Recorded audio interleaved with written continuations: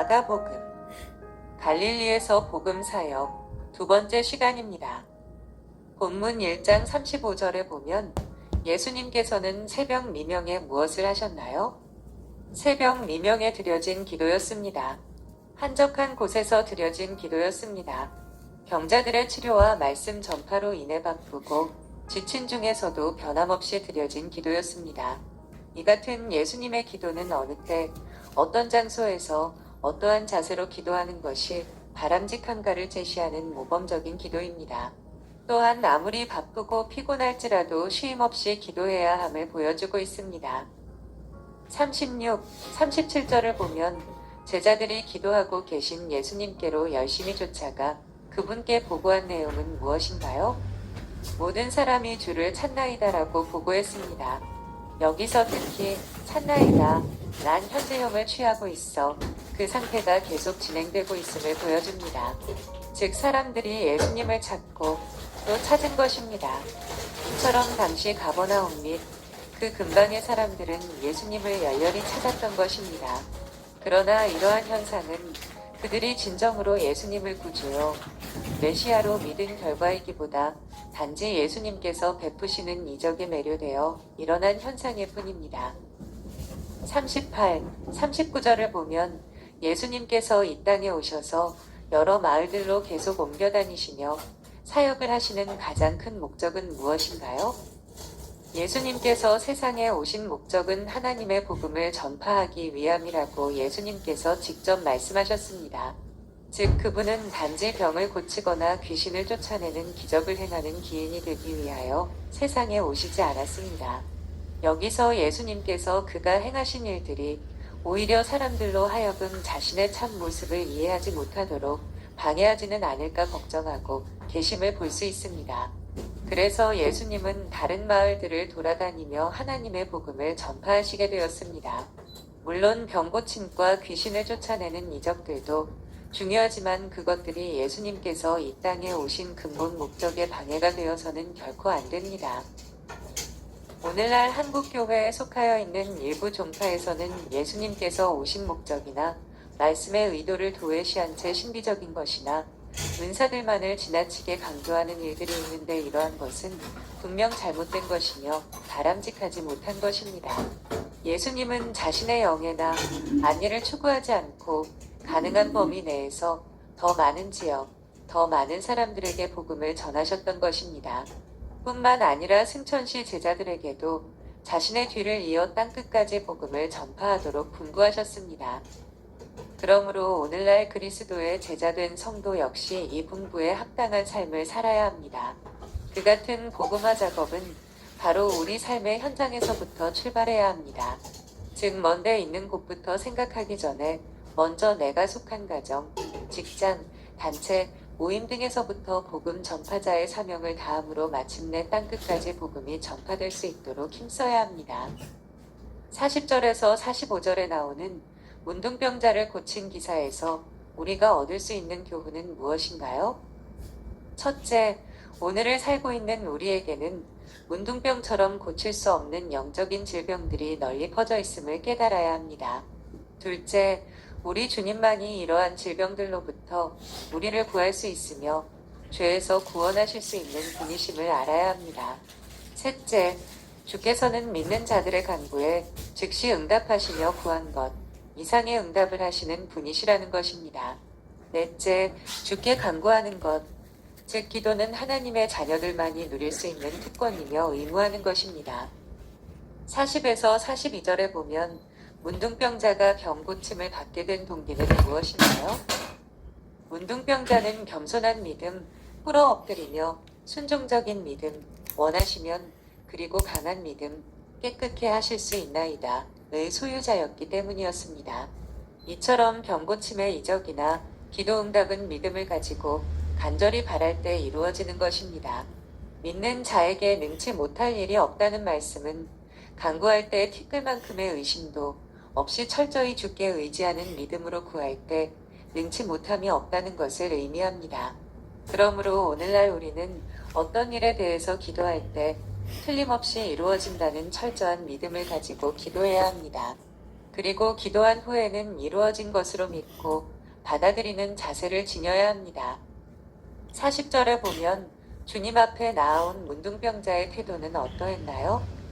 먼저 그는 예수님께 와서 꿇어 엎드렸다고 합니다. 이것은 최선을 다한 겸손의 표시로서 예수님께서 자기를 깨끗게 하여 주실 구주시라는 것을 알고 자기를 한없이 낮춘 태도입니다.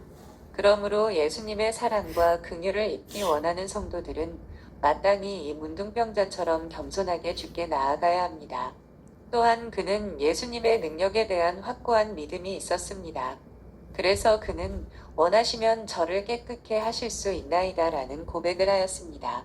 그런데 원하시면 이라는 말에서 우리는 자신의 소원대로 문둥병이 고쳐지든 안 고쳐지든 모든 것을 하나님의 뜻에 따르겠다는 문둥병자의 태도를 알 수 있습니다. 이 같은 문둥병자의 태도는 우리가 반드시 본받아야 합니다. 즉 우리가 기도할 때 먼저 하나님의 뜻이 무엇인지를 알아야 하며 우리의 요구대로 응답되지 않더라도 실망하거나 좌절하지 말아야 할 것입니다. 41, 42절을 보면 문둥병자의 간구에 대하여 예수님께서는 어떻게 반응하셨나요? 예수님께서는 손을 직접 환자의 몸에 대신 채 말씀으로 그를 낫게 하셨습니다. 당시의 일반인들이 문둥병자와 접촉하는 것은 법으로 금지되어 있었습니다. 그럼에도 불구하고 예수님께서 직접 그 몸에 손을 대신 것은 다음의 두 가지 중요한 교훈을 우리에게 제시하여 줍니다. 즉 우리는 외식주의를 철저히 배격하여야 된다는 것과 믿는 자에게는 늘 사랑의 실천이 수반되어야 한다는 것입니다. 그러므로 오늘날 우리는 예수 당시의 바리새인들의 외식주의가 우리에게는 없는지 살펴보아야 합니다. 그리하여 우리들의 신앙생활 속에 외식주의가 자리잡지 못하도록 늘 경계하여야 합니다.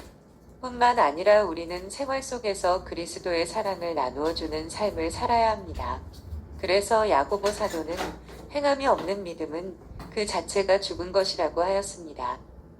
41절을 보면 예수님께서는 그 문둥병자를 어떻게 치료하셨나요?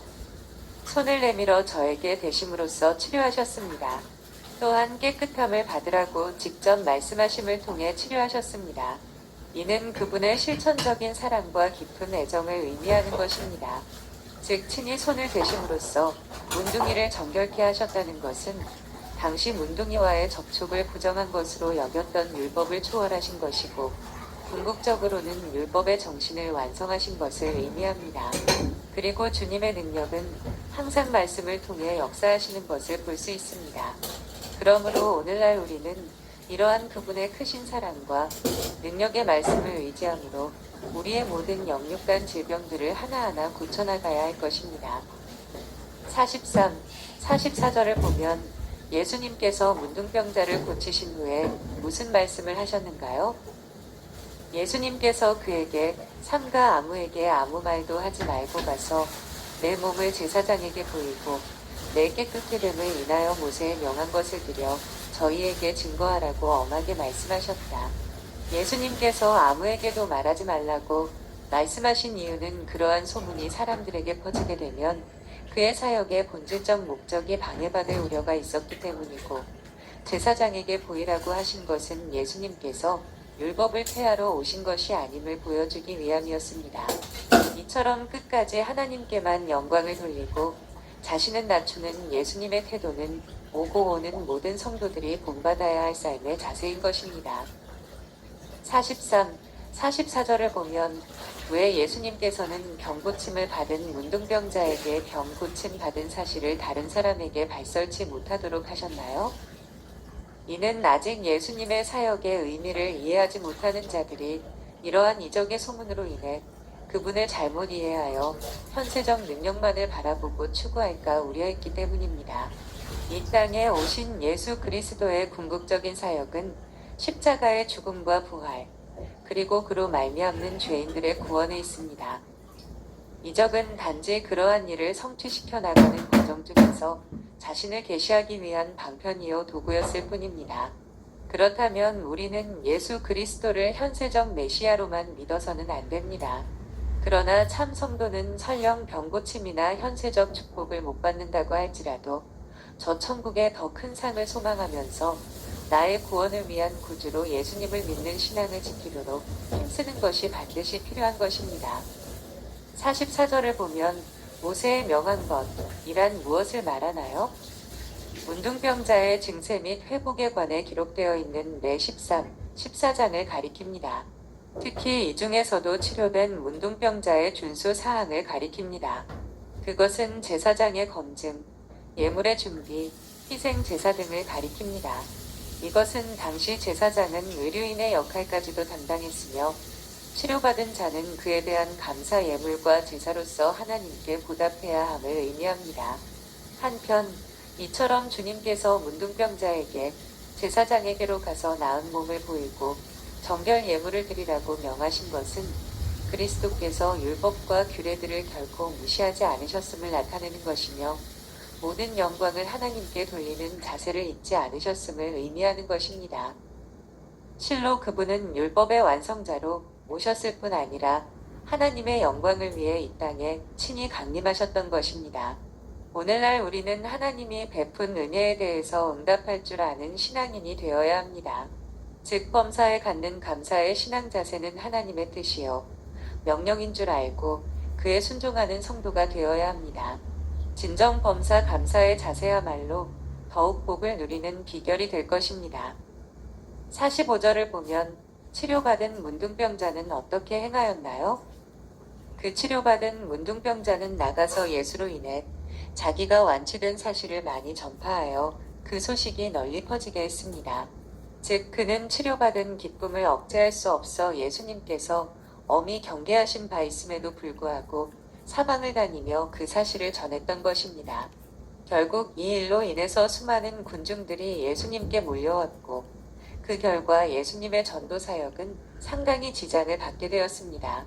이처럼 인간이 주님의 뜻과 말씀을 떠나 자기의 뜻을 취할 때 결과적으로 하나님 나라 건설에 큰 손실을 입힐 수 있음을 알아야 합니다.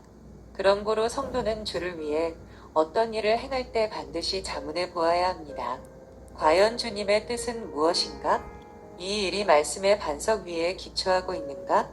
과연 주님이시라면 이때 어떻게 하실까? 하는 것입니다. 감사합니다.